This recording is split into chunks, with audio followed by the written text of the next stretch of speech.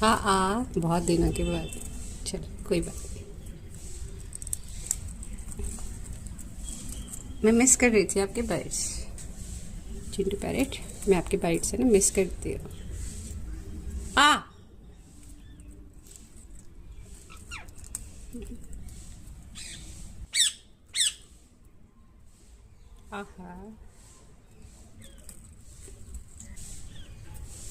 हाँ हाँ वो एक बाइट ले रहा है और एक बाइट मेरे हाथ को खा रहा है।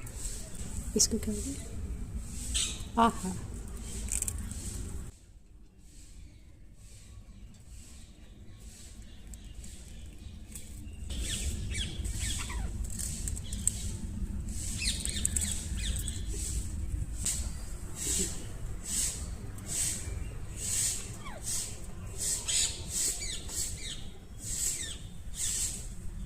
बिस्किट खाओ ना बच्चे, खाओ बिस्किट।